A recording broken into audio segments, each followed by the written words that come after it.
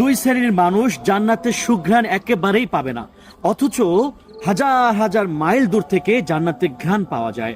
রাসূলুল্লাহ সাল্লাল্লাহু আলাইহি ওয়াসাল্লাম বলেছেন, আমি আমার দুই শ্রেণীর উম্মত সম্পর্কে তোমাদেরকে জানাচ্ছি, যাদেরকে আমি দেখিনি। তারা এমন হবে যারা জান্নাতের সুসংবাদ পাবে না। এক শ্রেণীর হচ্ছে ওই সমস্ত ব্যক্তিরা যাদের হাতে কিছু একটা থাকবে, যেটার মাধ্যমে তারা মানুষদেরকে আঘাত করবে, মানুষদেরকে কথায় কথায় তারা প্রহার করবে, অথবা এটার মাধ্যমে কষ্ট দিবে। আরেক শ্রেণী হচ্ছে যে সমস্ত নারীরা পোশাক পরে উলঙ্গ থাকবে। হাদিসের মধ্যে আসছে কাসিয়াতুন আরিয়াতুন, যারা পোশাক পরবে কিন্তু তারপরও তাদেরকে উলঙ্গ দেখাবে। এই সমস্ত নারীরা যাদের মাথার উপরে যারা চুল এমন ভাবে বাঁধবে মনে হবে যে উটের পিঠের কুজের মতো তারা বেঁধে রেখেছে। এই সমস্ত নারী যারা মাইলাতুন মুমিলাতুন, যে সমস্ত মানুষদেরকে পুরুষদেরকে নিজেদের প্রতি আকৃষ্ট করবে, নিজেরাও পুরুষদের প্রতি আকৃষ্ট হবে। এই সমস্ত নারীদের ব্যাপারে রাসূলুল্লাহ বলেছেন জান্নাতের সুঘ্রাণ তারা পাবে না, অথচ হাজার হাজার